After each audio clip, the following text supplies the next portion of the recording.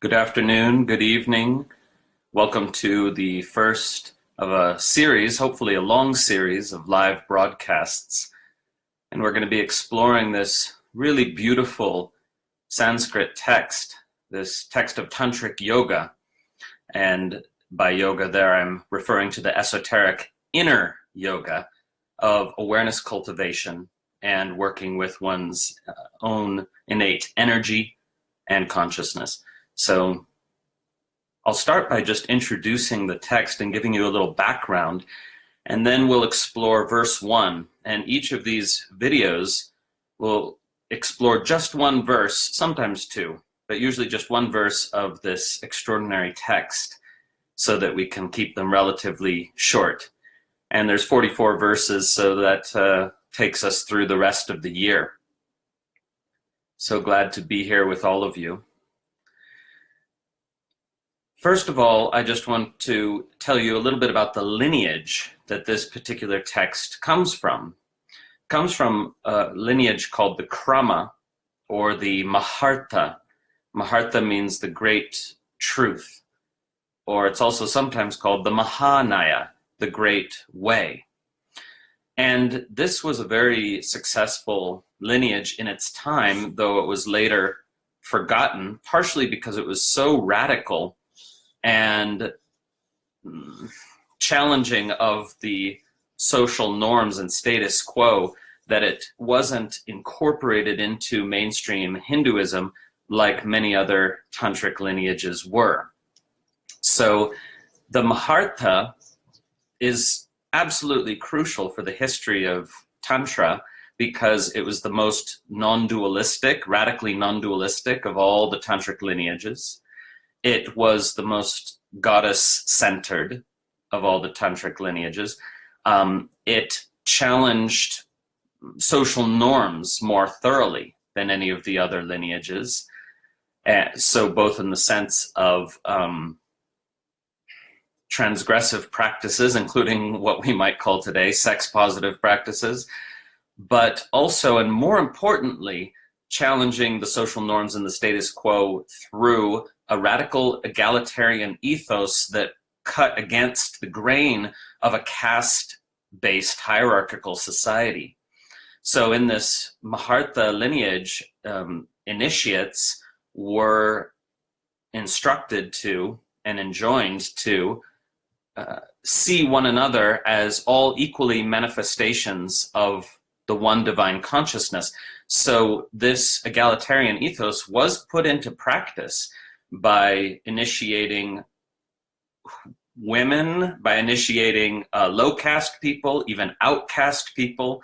So it was said in this lineage that there's no one that couldn't be initiated if they showed the aspiration and longing to do spiritual practice aimed at liberation in this life, in this non-dualistic goddess-worshipping mode.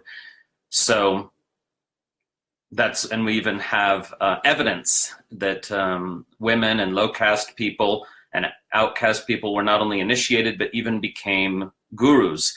And our strongest evidence of female gurus indeed comes from this lineage for the whole pre-modern period.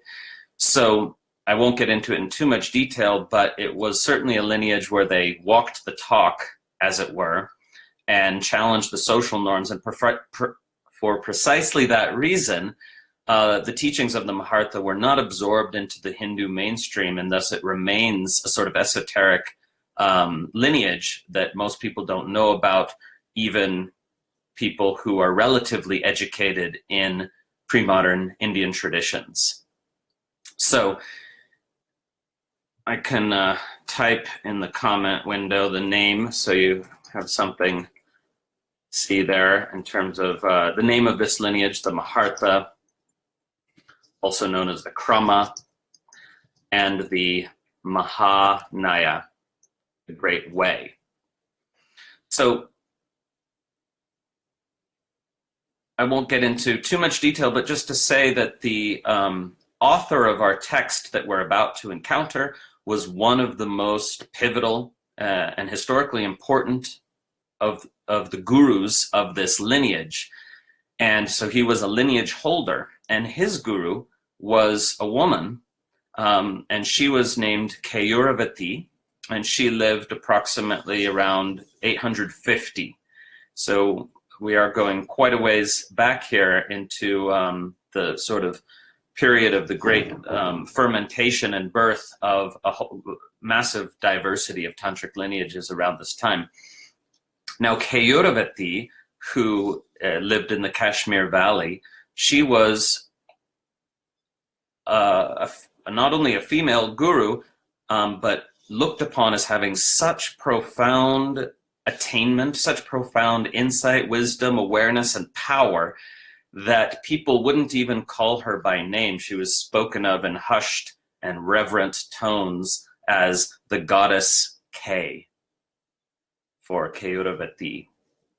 So we don't know much about her. She didn't leave writings, unfortunately, but her primary disciple, Vīranātha, did leave writings, primarily this text we're about to encounter.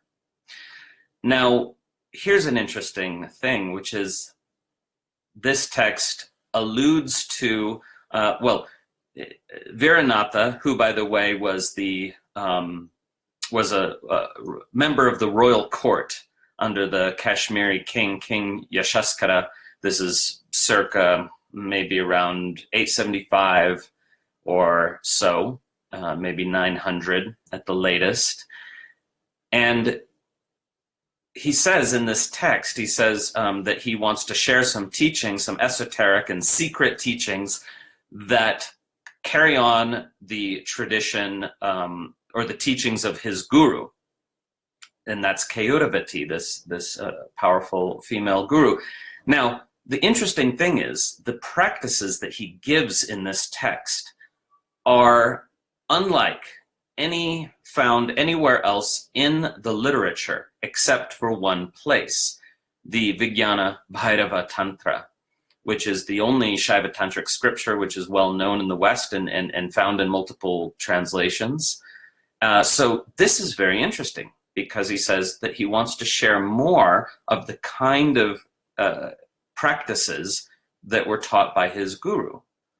And we don't have any writings by his guru, but the only other text that has practices that are at all like these is the Vīranātha Tantra. So that raises the very interesting question of, is it possible that Keyuravati herself actually wrote the Vīranātha Tantra?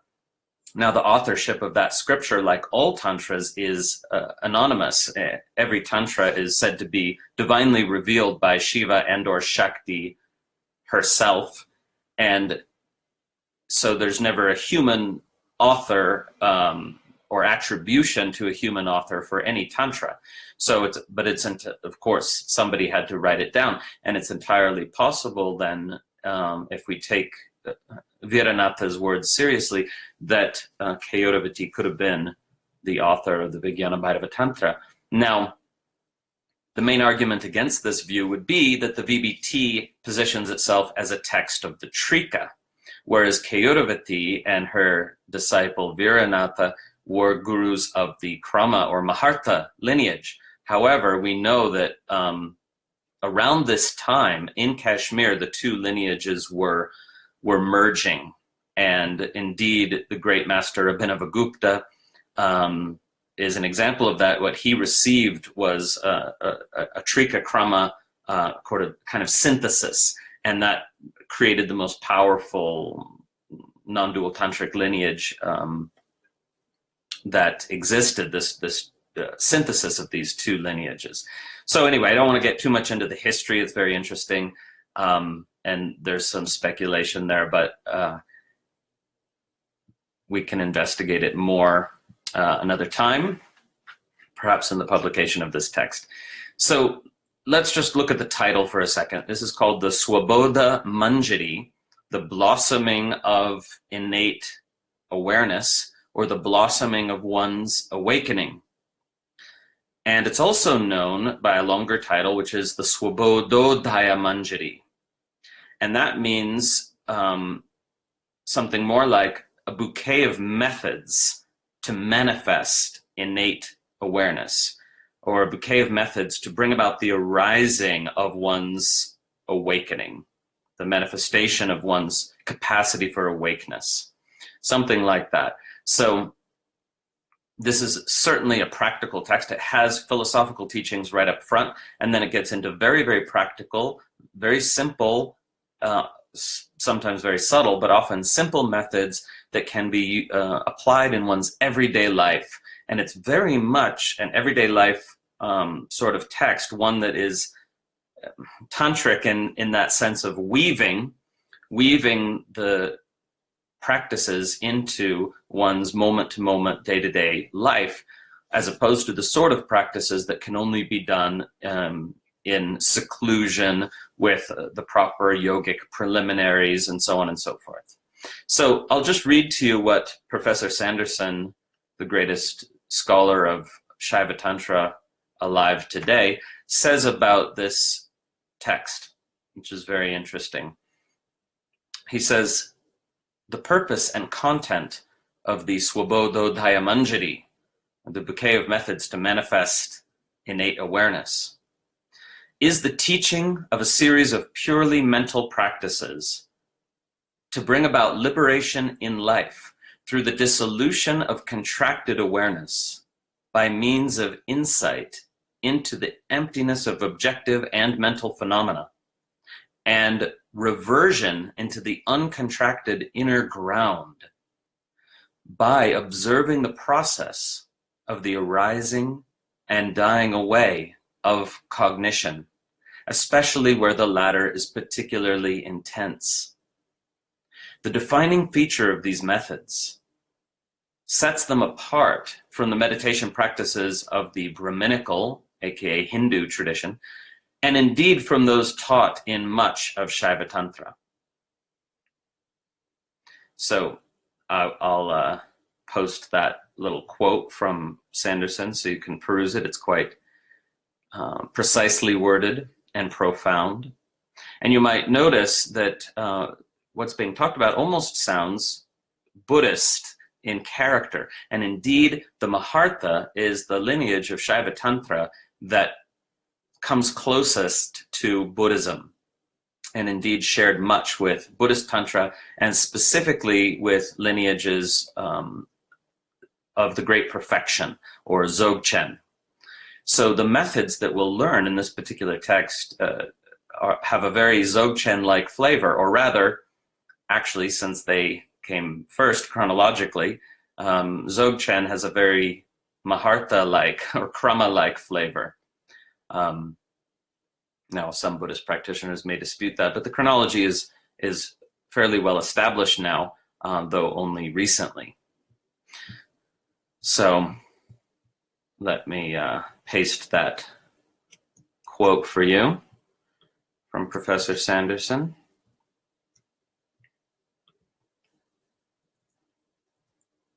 And I'll just read a tiny bit of it again.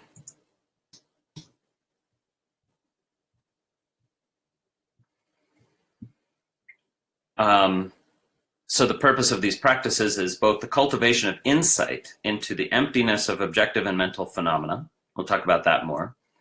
But also the reversion of contracted awareness into its uncontracted inner ground. That is to say, the dissolution of the contracted mind into the uncontracted inner ground of being.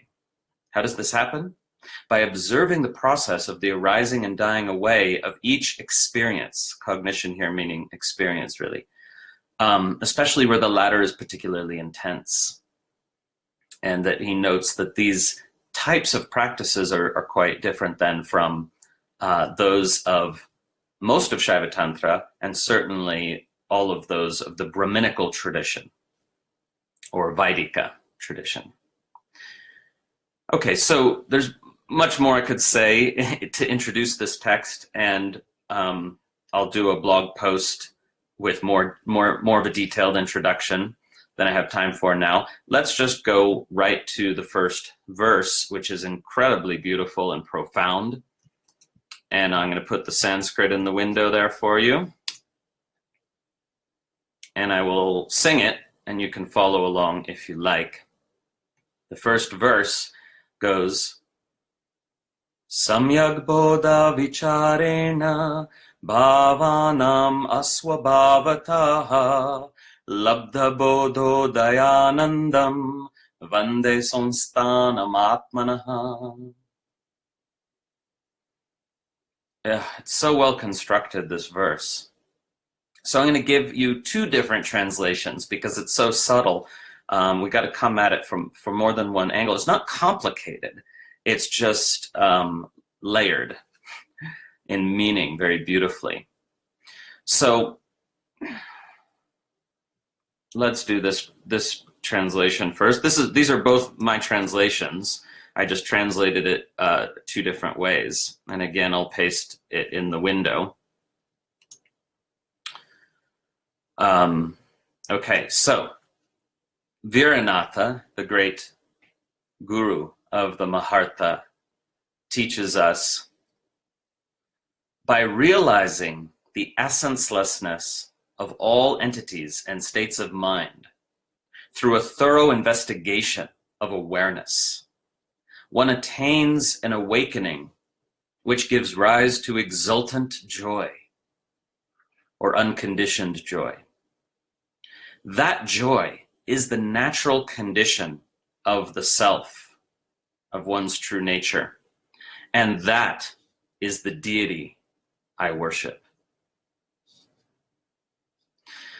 So he's doing a very wonderful and interesting thing here. The first verse of any classical text is supposed to praise the deity, venerate the deity of the author's lineage. So usually it would be, I praise Shiva, who da da da da da da da, you know. And here he's doing something very non-dualistic, as you might expect. He's saying that the deity that I venerate, Vande, is in fact the ananda, the unconditioned joy, that is the natural state of the self, the natural condition of one's essence nature. So let's break down these words a little bit more thoroughly, because this verse is certainly worth exploring. And remember, the first verse sets the tone for the whole work. So we know that this work is going to be about these things that he's talking about in this first verse, and that successful application of the practices given in this text will indeed allow one to access the ananda, the unconditioned joy, which is the samsthana, the natural state of the atman, one's innermost nature. Okay, so let's break down the other elements a little bit more. So he says, first of all, in the first line, Samyak bodha vicharena bhavanam asvabhavataha. He's talking about realizing the asvabhava, the essencelessness of all bhavas, of all entities and states of mind. So bhava is a word we don't have in English. It refers both to existent entities and beings, but it also refers to mental emotional states. So we have to translate it with a phrase. All entities and states of mind, all bhavas are asvabhava. They don't have their own independent essence. Now, this is very interesting because this, of course, is also a Buddhist teaching. So here is where these lineages from two different religions actually converge. The Shaiva Tantric and the Buddhist Mahayana and Vajrayana lineages converging here in Kashmir, which is, of course, immediately adjacent to Ladakh, which, as you might know, is a Tantric Buddhist region of the world. So what does it mean to say that all bhavas, all entities and states of mind, are asvabhava? They lack an independent essence. What it means is to say that this is what true non-duality requires us to admit, or even better, experience, that everything exists in total interdependence on everything else. Nothing has its own independent essence, okay? So there's no sort of independent, essential cowness to a cow that can be separated out from all other things. Rather, a cow is something that exists in total interdependence on its environment and can't be abstracted out from that environment, or a tree, or a human, or an emotion. That all of these exist in total interdependence on everything else. What that means is that everything else has to be for any one thing to be. And there aren't even things, there aren't separate things actually. That's just a mental construct of the analytical mind, which chops the world up into bits.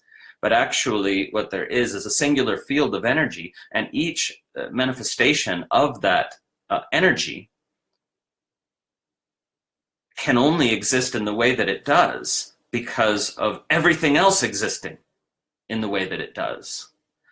As a Western philosopher put it, if you have ever loved, if you've ever truly loved one thing in this universe, then without knowing it, you have loved the whole, because that one thing could not be as it is unless everything else was exactly as it is.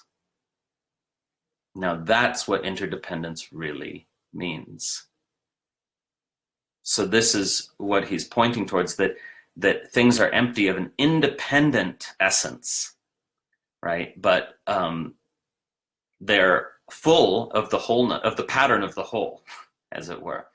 So he says that if you investigate vichara, this is a term used also in Vedanta, atma vichara, self-inquiry or contemplation of the nature of the self, or investigation, vichara. So here he's saying vichara, investigate, through investigating, bodha, the nature of one's awareness, samyag, properly or fully. That's a term also used in the Noble Eightfold Path of Buddhism, samyag, in each limb of the Eightfold Path.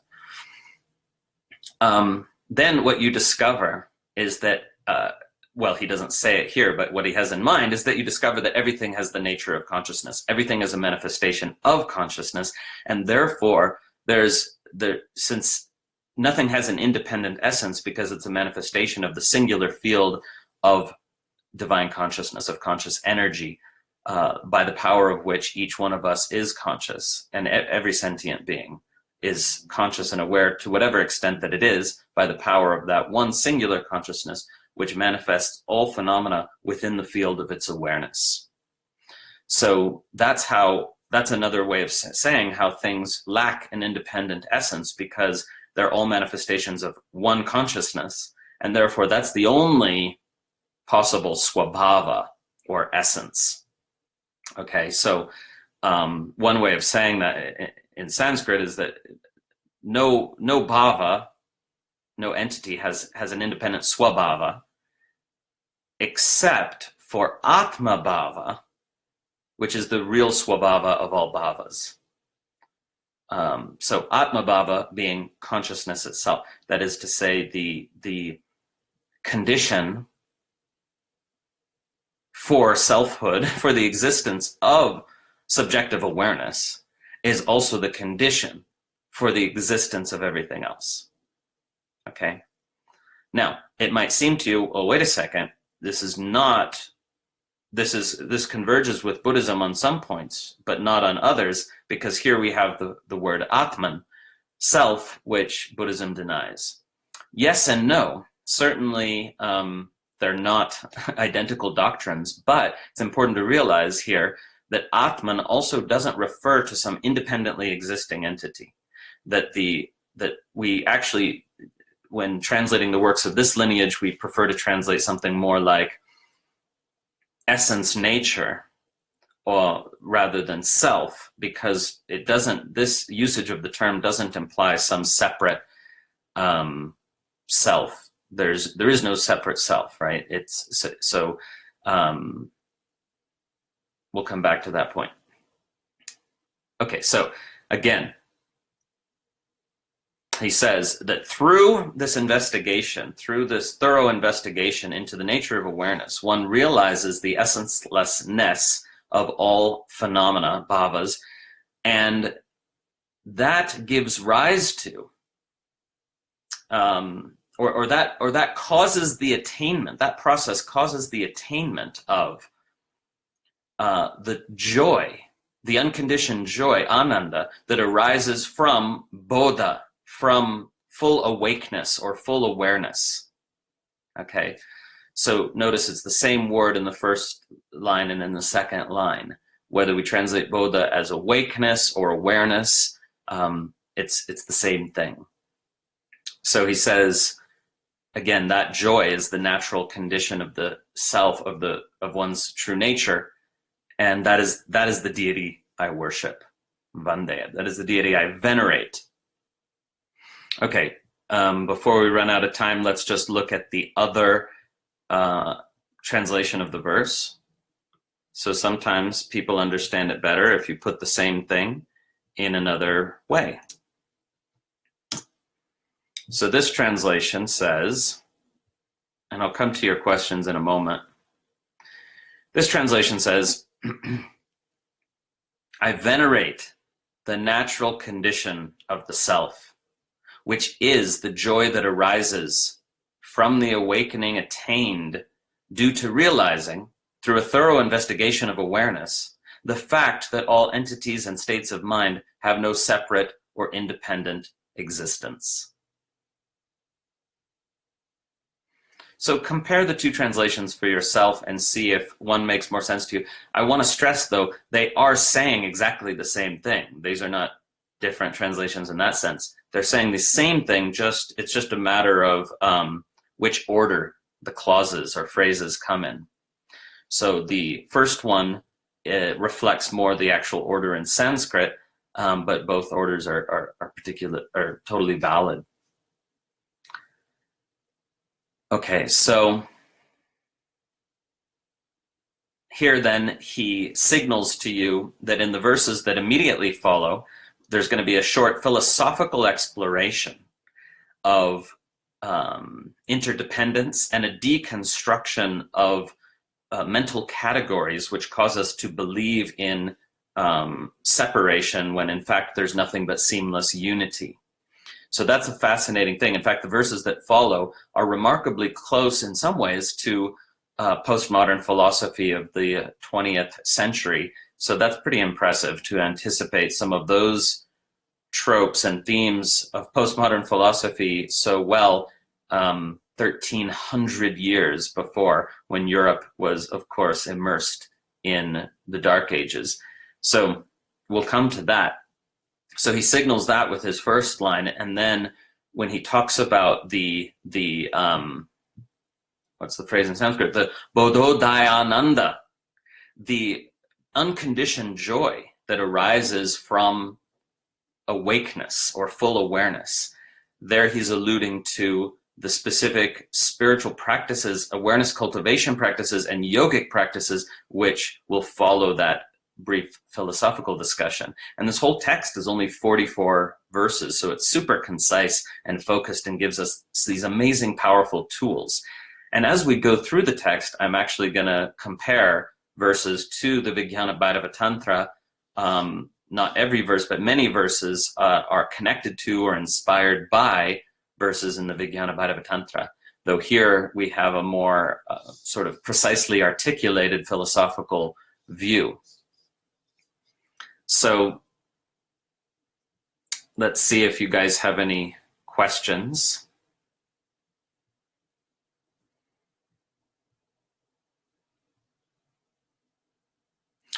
Well, you can ask questions now if you like. So again, some people missed the beginning. Again, this is the text by the third guru and lineage holder of the Mahārtha lineage, the lineage of the Great Truth, also known as the Krama, the lineage of the stages of cognition. And this is called the Svabodha-mañjarī, the blossoming of one's innate awareness, or the Svabodha-mañjarī, a bouquet of methods for manifesting one's innate awakeness or awareness.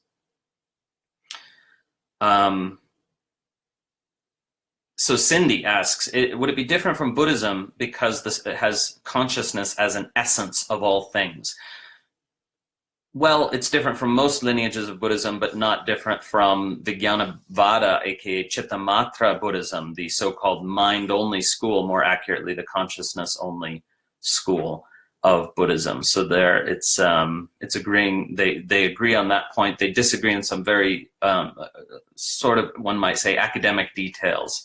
But yeah, this taking consciousness as the essence of all things and the ground of being, of course, is not in agreement with most Buddhist lineages, which say there is no single ground of being. But the Chittamatra Vijnanavada, aka Yogacara school of Buddhism, the school based in the practice of yoga, Yogacara, does agree with the Mahārtha on this point.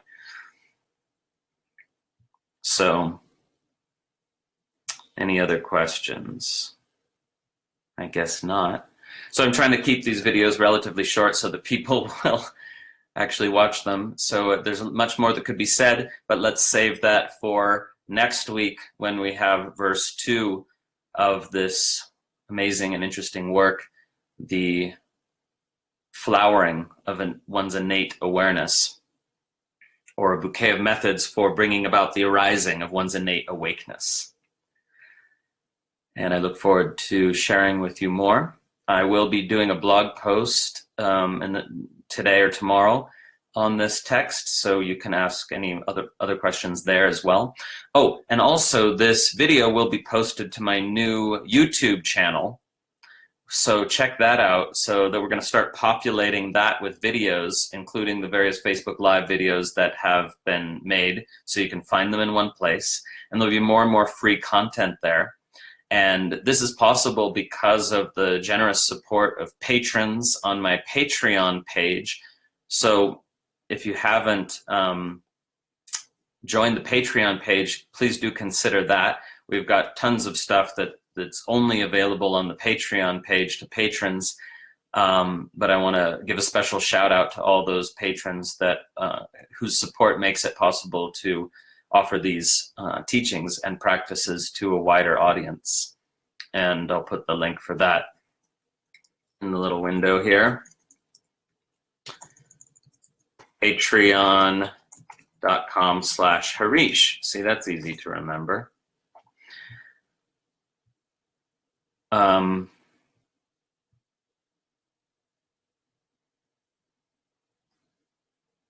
Thank you all so much.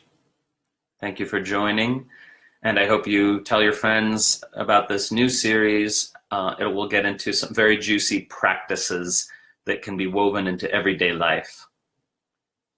Om.